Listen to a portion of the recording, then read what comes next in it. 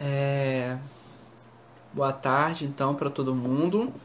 A gente vai ter hoje mais uma conexão IF, mais uma edição do Conexão IFES. Meu nome é Lauro, sou professor de matemática do IFES de Vila Velha e estou coordenando esse projeto que foi iniciado pelo Grupo de Pesquisa em Educação Matemática e Educação Profissional e que hoje atende não só ao IFES de Vila Velha, mas também aos demais campi da nossa instituição.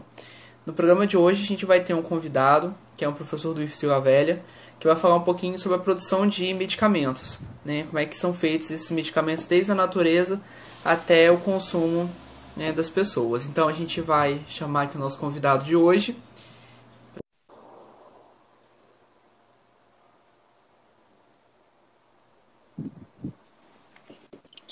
Oi, Edgardo, E aí, Lauro, tudo bom? tá me ouvindo? Estou te ouvindo. E vocês? Então, obrigado por aceitar o nosso convite. Eu vou começar te apresentando para os colegas que estão aqui assistindo a gente. O professor Edgardo, ele é graduado em farmácia industrial pela Universidade Federal Fluminense e possui mestrado e doutorado em química de produtos naturais pela Universidade Federal do Rio de Janeiro. É professor nosso lá do IFES de Vila Velha e tem experiência na área de química de produtos naturais e farmacobotânica. Então, queria começar agradecendo mais uma vez você citar o nosso convite, estar aqui batendo papo com a gente, no momento em que a gente está falando muito sobre produção de medicamento, né, por conta da questão do coronavírus, e aí a gente vai então falar um pouquinho sobre isso. Então, mais uma vez, obrigado. E eu queria que você começasse, antes da gente falar efetivamente sobre a produção de medicamentos, como é que você contasse para a gente como é que você chegou nesse tema de pesquisa? Olá, boa tarde a todos. É um prazer, Lauro, estar presente nesse projeto muito legal que você está fazendo, né? E eu comecei a trabalhar com produtos naturais tem basicamente há 20 anos, né? Quando eu comecei a minha graduação em farmácia, lá na Universidade Federal Fluminense, né? Eu entrei em 98, né? E em 2000 já comecei a trabalhar com produtos naturais. E de lá para cá foi todo meu estudo, né? Minhas pesquisas envolvendo essa área de produtos naturais, desenvolvendo, analisando, tentando descobrir medicamentos ou possíveis medicamentos, né? Com alguma atividade biológica. Então, foi por isso, né, que devido a esse atual momento que nós estamos vivendo, né, então existe hoje pesquisadores do mundo inteiro correndo atrás de substâncias com alguma atividade, né, e atividade antiviral. E aí veio a cloroquina, né, e quando você fez o convite, eu falei assim, não, por que falar, né, de medicamentos que são de origem natural, né, e que são hoje medicamentos, né, que curam, né, que curam, que matam doenças, que previnem doenças, né? Então, obrigado mais uma vez pelo convite. Eu que agradeço.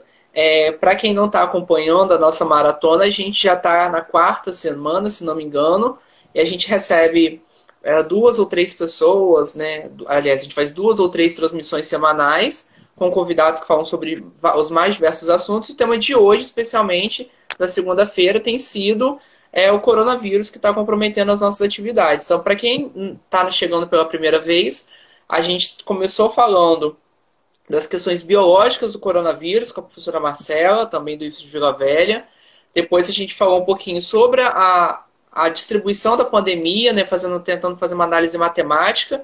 E aí a gente teve a Luciane e o professor Marcel, que são do Rio de Janeiro, né, da Fiocruz e da Unirio.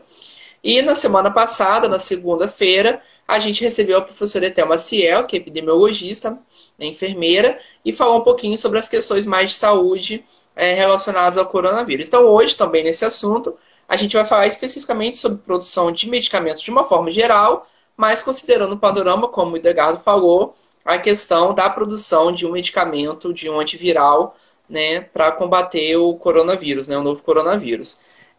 Edgardo, eu queria que você começasse falando para a gente como é que vocês começam a pensar que determinada planta ou determinada substância pode se tornar um medicamento? Como é que acontece essa escolha?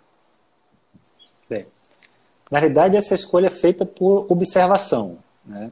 Se a gente for parar para ver, né, a humanidade, o uso de plantas, o uso de substâncias que estão na natureza é desde quando começou, né, o desenvolvimento da humanidade. Então, isso aí tá atrelado, está junto. E com essas observações, né, de como que um determinado povo faz uso de uma determinada planta, né, para tratar uma determinada doença naquela região, né? Então, essas observações são repassadas para outras pessoas daquela comunidade, né? E com o passar dos anos, isso vai se transformando, né, em informações importantes, né? E essas informações, elas não são perdidas, porque são passadas de geração para geração, né? E a partir dessas observações de muitos anos, né, a gente pode datar aí o fato histórico mais antigo, né, que a humanidade descreveu a utilização de planta para determinada doença, né, tem aí mais de 4.000 anos, alguns, né, 4.000 anos, 5.000 anos atrás, né, e são essas observações que fez com que hoje nós tenhamos um arsenal de substâncias para diversas aplicações, né?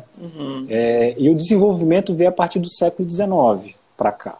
Então você vê que a gente tem milhares de anos que a gente faz uso de plantas, né? E agora, no século XIX, que eu acho pouco tempo, né, que a gente começa a desenvolver justamente a indústria farmacêutica começa a desenvolver esses produtos. Antigamente usava-se as plantas, os chás, as garrafadas, né, as misturas com etanol, né, com alguns óleos, e hoje não, hoje você já tem essas substâncias isoladas, né, com várias modificações químicas e são utilizadas para diversas formas. Então, geralmente, existem várias formas de fazer essa busca, mas uma delas é justamente essa observação. É o que nós chamamos na busca de substância de etnofarmacologia, ou a etnobotânica. É o estudo entre as interações dos povos com a natureza, né? E a partir dali, com essa observação, a gente leva para o laboratório e tenta replicar isso em um laboratório. E uma coisa que às vezes pode parecer erroneamente para uma pessoa é que pelo fato de você observar o uso em determinados grupos, em determinados povos, o fato de funcionar naquele povo já quer dizer que eu posso pegar aquele medicamento, aquela planta, e produzir em larga escala e distribuir para a população. E não é bem assim, né? Não, como é que é o processo assim. desde que você observa no grupo até que você chega na população? Não é bem assim, né? Passa por vários processos. Uma delas é justamente validar aquilo que aquela população está vendo, né? Que está ali observando. Então, a partir dali você tem essa observação e você leva isso para um laboratório. Então você vai fazer alguns testes farmacológicos, testes in vitro, testes biológicos, né, usando as várias técnicas para poder ver se realmente aquela forma em que aquela comunidade usa aquela planta, ela vai ser realmente eficaz para aquela determinada patogenia, né, aquela determinada doença que eles têm lá, né? Feito isso, você conseguiu observar, aí é feito toda uma prospecção química daquela planta, né? Então a gente vai chegar a dizer, essa planta existe tais grupos químicos, os responsáveis pelas atividades são esses grupos químicos, né? E para que essa planta tenha atividade, eu preciso de um grupo químico específico para aquela planta, né? Isso aí já dura alguns anos para fazer isso, né? Aí depois vem a parte de testes in vitro, in vivo, né, testes clínicos, pré-clínicos e até virar um medicamento. Então isso tem alguns anos aí, vários profissionais envolvidos para poder você ter o desenvolvimento dessa medicação. Por exemplo, a cloroquina. A cloroquina hoje que está em moda, né, está sendo falada aí mundialmente. A cloroquina, ela é uma substância que ela teve a sua origem num produto natural, né, que teve a sua origem lá na quinina, que é um antimalárico que durante 200 anos era o único medicamento para tratamento da malária, né? E com o desenvolvimento da indústria farmacêutica foi feito esses antimaláricos sintéticos, né?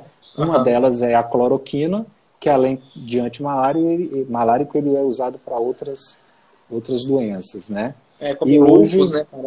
Como lúpus, problemas de artrite. Então, existem várias aplicações, né? Mas a sua origem é uma origem de produto natural, é a origem lá da quinina, né? Que é uma planta que é encontrada aqui na nossa região. Região assim, né? No Brasil, América do Sul. E você falou que esse processo, né, desde a observação do povo até chegar nos testes em vivo, né, e posteriormente a distribuição para a população, é um processo que dura anos. É possível manter a qualidade dessa testagem, da cientificidade desse processo, fazendo isso em curtíssimo prazo, como a gente demanda agora na questão do coronavírus? Não, demora anos, né, para poder fazer Não dá para abrir mão de nenhuma dessas etapas, por exemplo? Não dá para abrir mão. Hoje o que está sendo feito vamos fazer os testes com quem já tem. Então nós temos milhões de substâncias, né, estudadas no mundo todo, né, então está tendo uma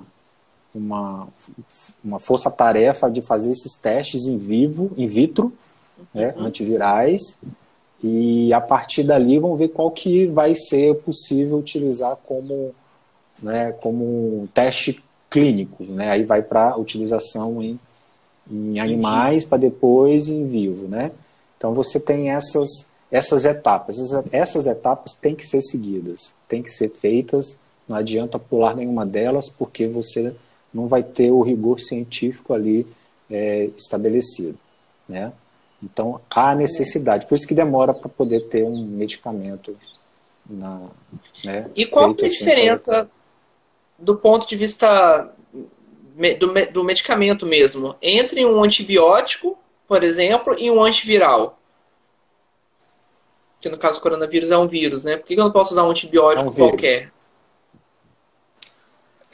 Foi até bom essa pergunta, porque justamente ontem, né, vendo essa reportagem, falaram justamente por que não existe um antiviral que mata todos os vírus, né? É porque, na realidade, o vírus ele precisa entrar na célula para poder fazer a sua multiplicação, né? Enquanto as bactérias, não. As bactérias já têm uma estrutura formada, elas são micro-organismos, né? Então, todas as bactérias, por exemplo, vai ter uma membrana celular, vai ter uma parede, um conjunto de organelas ali que todas as bactérias terão, né? Então, se ele atua especificamente em uma determinada área naquela bactéria, então provavelmente ela vai atuar em todas as outras bactérias também, né? Então, existe esses antibióticos de amplo espectro, né? Enquanto o antiviral não, você tem que atuar justamente na sua replicação, né, em algum processo de desenvolvimento daquele vírus, que consequentemente vai ter que atuar na célula daquele hospedeiro, né, porque já que ele se hospeda na célula, né, daquele hospedeiro. Então não tem como fazer um medicamento para antiviral para todos os vírus, tem que ser, né, mais específicos.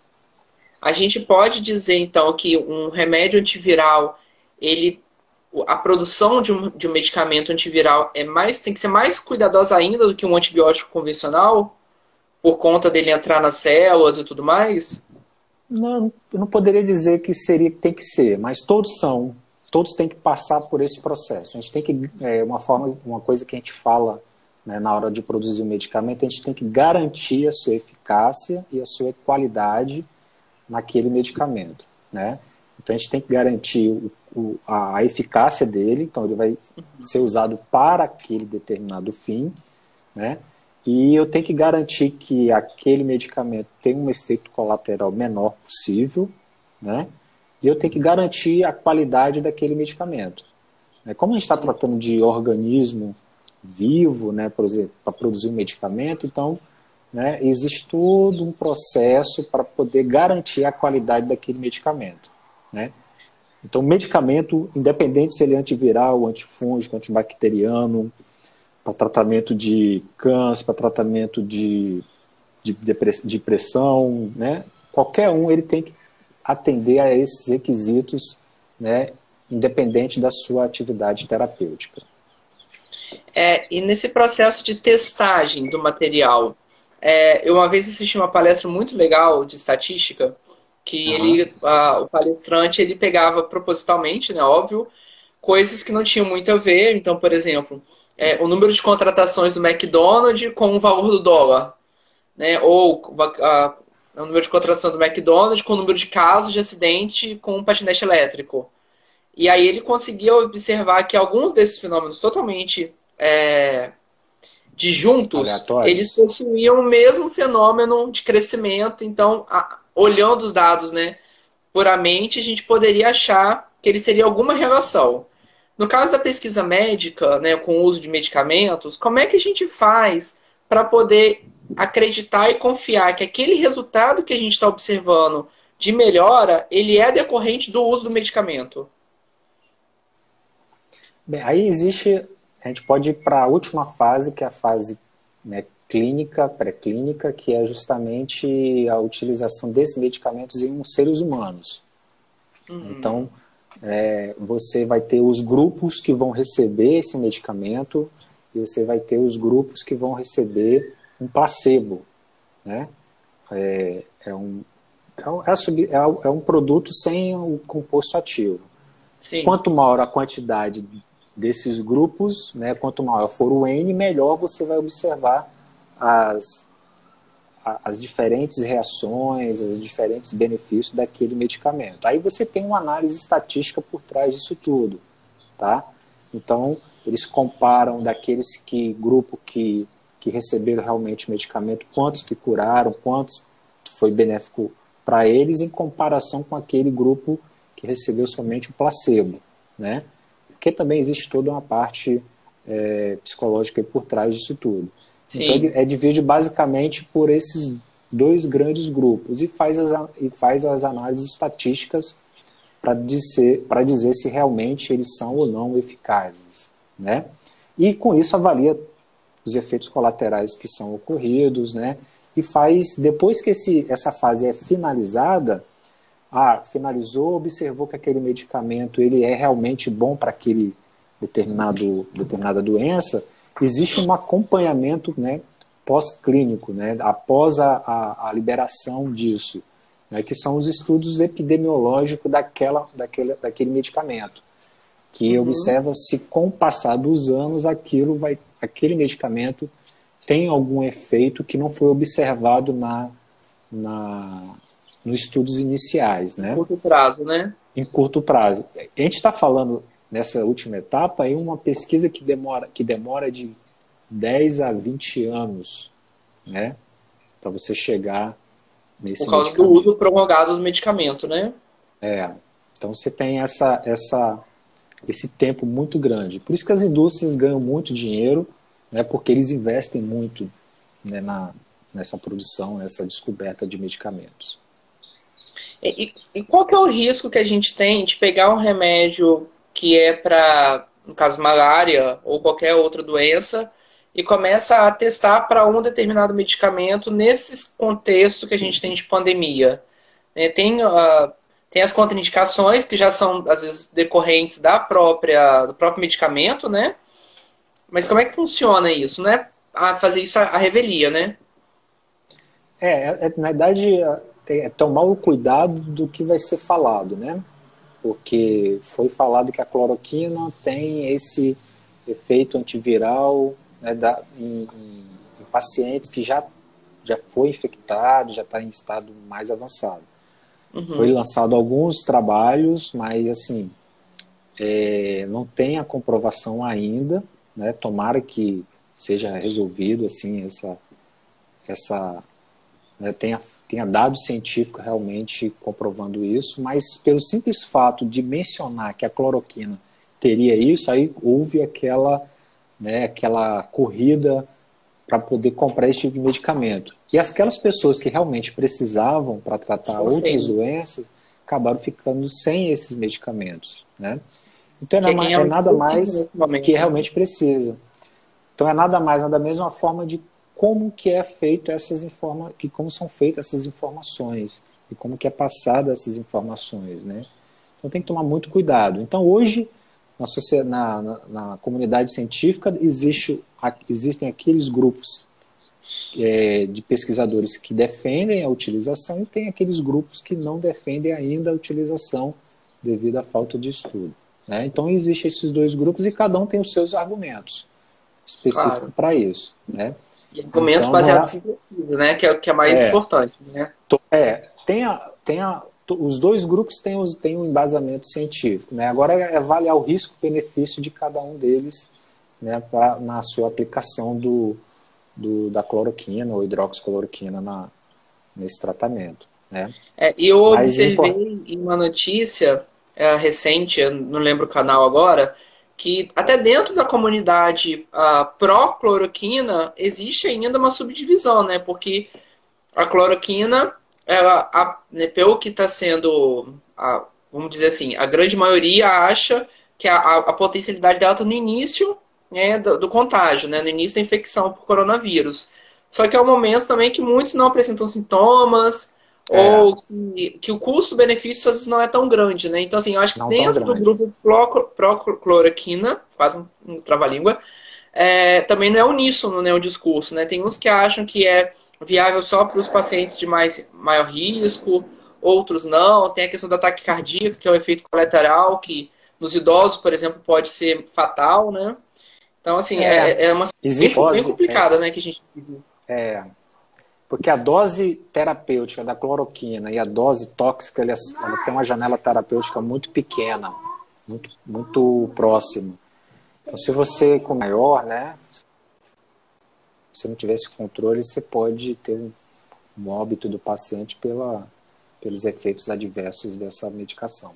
Então tem que tomar muito cuidado. Então os médicos que estão na frente disso aí, acho que eles têm, né, Tem que ter muito essa cuidado mesmo. discernimento para poder fazer isso. Edgardo, uma pergunta que eu recebi, né, quando a gente divulgou a programação, que eu acho que é importante a gente falar também, é como é que Ótimo. funciona os protocolos de ética nesses processos de testagem dos medicamentos, desde a identificação num grupo, né, como você colocou para a gente, até a etapa final. Né, falar um pouquinho dessa questão do protocolo, de repente, brevemente, do comitê de ética, como é que funciona isso na produção de medicamentos? Todo processo que envolve ser vivo, né, tem que ter o comitê de ética aprovando aquele processo. Então, desde a utilização daquela medicação para testes em camundongos, por exemplo, tem que ter o comitê de ética específico para aquela determinado experimento. Se você vai usar em seres humanos, aí você tem que ter o comitê de ética específico. Então, todo o processo, né, ele tem o comitê de ética por trás disso tudo, né? Você só inicia um experimento se você tiver a aprovação desse comitê. Então, é quase que, né, quase que unânime, né, é unânime a utilização desse processo por paralelo num processo experimental. Você só segue se tiver o comitê de ética aprovado todos os procedimentos, né, experimentais daquela substância, seja ela de origem natural, seja ela sintética, seja ela uma substância de planta, seja ela a própria planta. todos esses processos têm que passar por esse comitê de ética, né? Nas várias formas possíveis nos experimentos, no desenvolvimento do medicamento. Entendi. E uma outra pergunta que a gente recebeu, e se mais alguém tiver pergunta, pode fazer aqui nos comentários da transmissão. A gente recebeu uma pergunta que é de uma pessoa que fala da questão dos cursos que a gente oferta no IFES de Vila Velha, né? E aí a pergunta foi qual a relação que a gente tem entre o técnico em biotecnologia, o técnico em química e a produção de medicamentos. Se eles podem produzir, se eles podem fazer estudos sobre medicamentos, como é que funciona essa relação? Ou se é só graduação em farmácia, enfim. Não. Na verdade, o técnico em química, o técnico em biotecnologia, eles são extremamente importantes no desenvolvimento, né, de várias partes desse processo. Né? Então, a gente precisa de um técnico em química para poder justamente fazer os testes químicos, as análises químicas, né? Fazer os protocolos de caracterização química. Então, o técnico em química ele é muito importante nessa hora. E o técnico em biotecnologia, ele tem a sua função extremamente importante na hora que você faz as análises biológicas. Então, quando a gente faz um teste in vitro, um teste in vivo, né, a manipulação daquele medicamento para um determinado meio biológico, até mesmo a manipulação da própria planta, até mesmo a manipulação da planta, né, fazer uma modificação genética, você pode ter o biotecnólogo ali por trás disso tudo. Então, são profissionais que são extremamente... que pode estar extremamente envolvido no seu processo.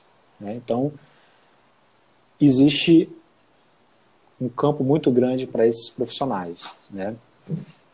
Infelizmente, no nosso país, esses técnicos eles seriam mais absorvidos em universidades, centro de pesquisas, né? Algumas indústrias farmacêuticas, mas a parte de desenvolvimento, de tecnologia, né, de desenvolvimento P&D é muito voltada para as indústrias que estão nas suas sedes, né, fora do Brasil. Esses profissionais teriam mais chance nas universidades, de um modo geral. Entendi. E como farmacêutico, como é que é a sua percepção em relação à situação que a gente está vivendo hoje? Né? A gente falou um pouquinho sobre a questão da demora, né, que é realmente necessária para manter a qualidade e o rigor científico dessas pesquisas com medicamento. E qual é a sua percepção e como é que você está em relação a um possível medicamento contra o coronavírus que está acometendo a gente? Qual é a sua expectativa? Assim, eu posso dizer que a expectativa é que o mais breve possível, for possível, vai sair algum medicamento, né? Ou principalmente vai sair uma vacina em relação a esse vírus. Mas se a gente for seguir todo o protocolo que é estabelecido, né, a gente vai ter um pouco de demora ainda para observar o surgimento de novas substâncias. Como eu falei, existem várias substâncias. Então, estou fazendo teste, por exemplo, com um medicamento que é utilizado como um alérgico, um antihistamínico, que viu que tinha uma determinada atividade antiviral. Então, existem várias classes de medicamentos, né, que estão sendo testados que podem chegar numa determinada substância.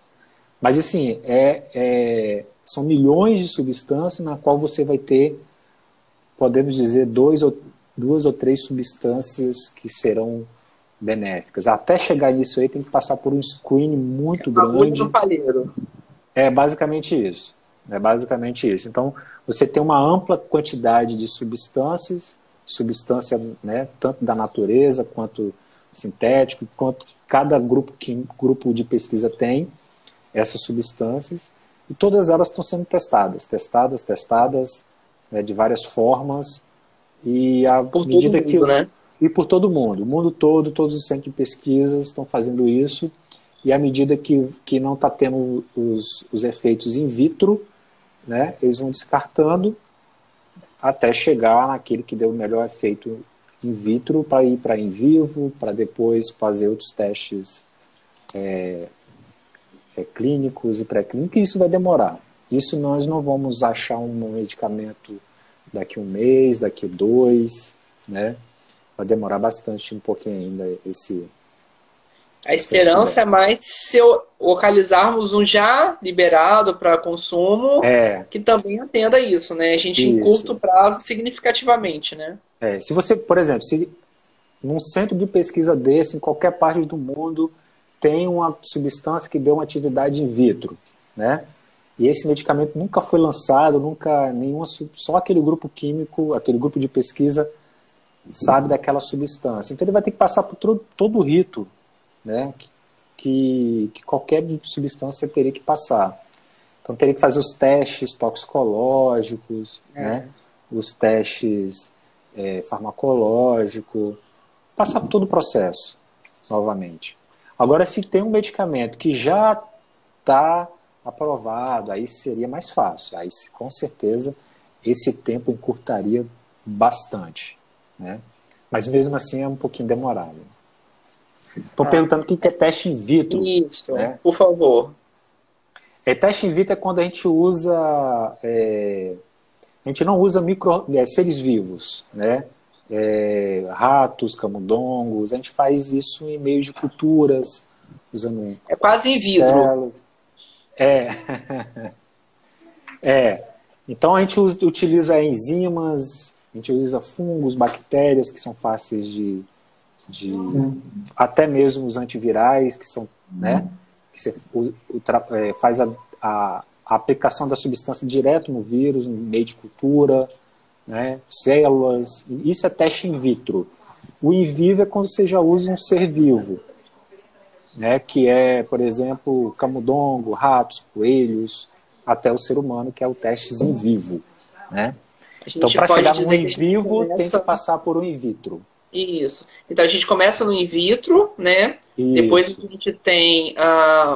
depois que deu certo no in vitro, a gente vai para animais, né? Camundongos, macacos, enfim, dependendo do medicamento. Coelhos, Depois tem um grupo menor, que é o grupo de controle, né? Que faz esses testes estatísticos que você também falou pra gente agora há pouco. E aí a gente consegue chegar na população. É essa mais ou menos a ordem? Essa mais ou menos a ordem. O in vitro não é, assim, é recomendado porque é onde você inicia todo o seu processo. Mas pode ser que eu comece já no in vivo, né?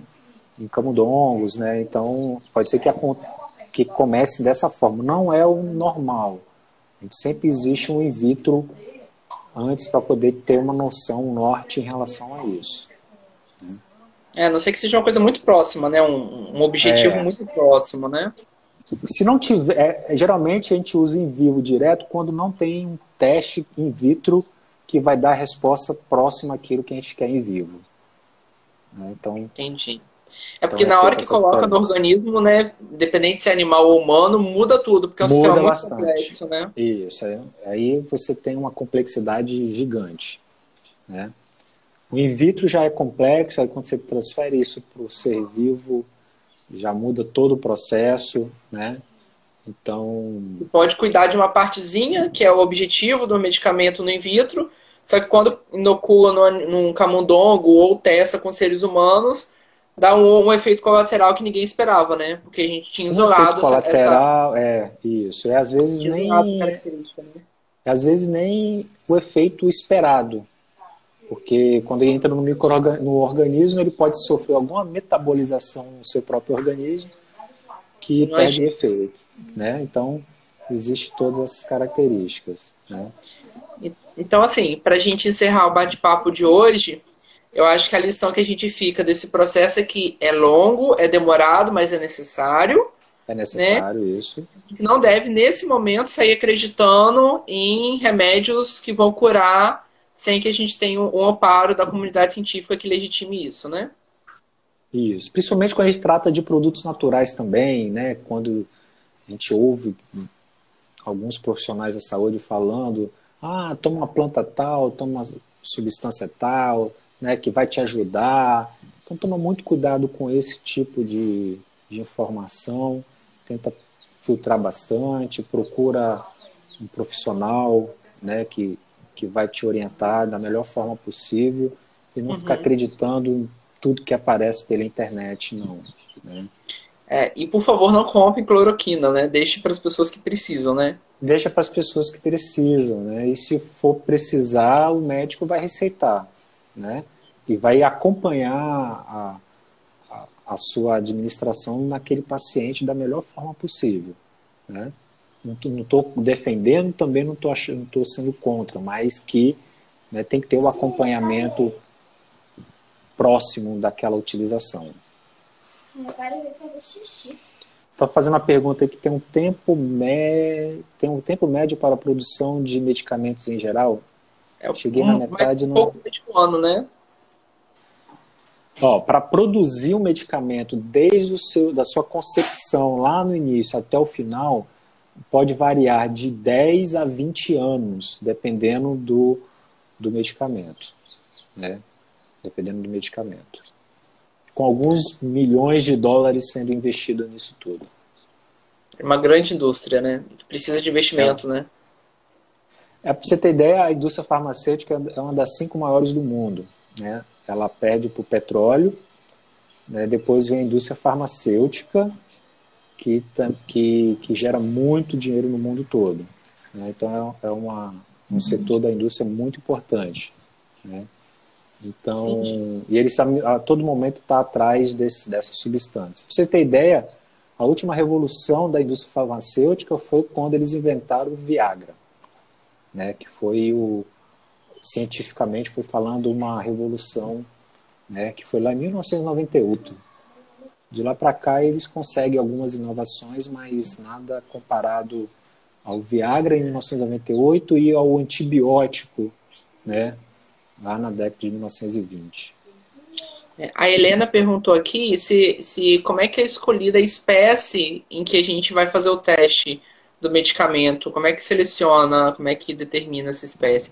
A gente ouve muito falar em camundongo, macaco, coelho, né? É a espécie da planta? Não, eu acho que é animal. Não, o animal geralmente é feito inicialmente em camundongos, alguns ratos, né? Mas eles são feitos em camundongos para depois ir para animais mais, podemos dizer, mais complexos, né? Tem alguns casos que vão para coelho, outros vão para cachorro, né? Em alguns casos fazem teste até em macacos, é pouco, mas fazem, né? Até chegar no ser humano. Isso depende muito da via de administração, se é interno, se é intramuscular, se é externo, então depende bastante. Muito particulares, né? Depende bastante. Então, dependendo da forma que é feita essa administração do medicamento, você vai ter, né, os vários caminhos e os vários animais que podem ser utilizados. Porco, por exemplo, que tem uma pele semelhante à nossa, é muito usado para fazer testes dermatológicos, por exemplo. Então, entendi. Então existem várias formas de fazer esses testes em animais. Bom, Edgardo, eu queria tendência que está diminuindo, né? Eu queria te agradecer por aceitar nosso convite, bater esse papo com a gente. Para todo mundo que está assistindo ou que entrou aqui e chegou depois, a transmissão vai ficar disponível no canal do YouTube do IFES Vila Velha, também aqui no Story, né, durante algum tempinho. E também ela fica disponível no site da MEP, onde a gente tem a lista de todas as transmissões que foram feitas aqui. Então eu convido vocês, eu estou postando aqui o link do site da MEP, lá vocês vão poder encontrar as gravações das outras videoconferências, das outras webs, as lives que foram feitas, com o Hildegard, vai estar disponível daqui a pouquinho, mas também com a Marcela, com a professora Etel, com a Luciane, a equipe da Fiocruz, e todos os outros convidados que a gente está recebendo nesse projeto Conexão IFES. Então, mais uma vez, obrigado, Hildegard. Espero que a gente consiga retornar às condições normais de temperatura e pressão o mais rápido possível, para que a gente consiga voltar da aula, né? A gente que é professor, a gente sente saudade, né? Obrigado pelo convite, parabéns por esse projeto, né? Muito importante nesse momento aqui que nós estamos passando, e tomara que voltemos logo. Tomara. Está precisando. Precisamos. Então é isso, gente. Muito obrigado. A gente se vê. Eu peço que vocês, deixa eu desligar aqui o Idegardo para terminar de dar o aviso. Eu convido vocês a acompanharem o calendário do Conexão IFES no site do IFES. A gente está com uma programação estendida. No Instagram do IFES de Vila Velha a gente volta na quarta-feira, né, com bate-papo sobre o grupo de pesquisa, né, que vai ser mediada pelo professor Romão e vai ter o professor Juliano de convidado. Mas em outros campi vão ter transmissões hoje, amanhã, na própria quarta-feira, em outros horários. Então, fica todo mundo convidado. Eu agradeço a todos pela participação e pela interação aqui. E a gente vai se falando. Tchau.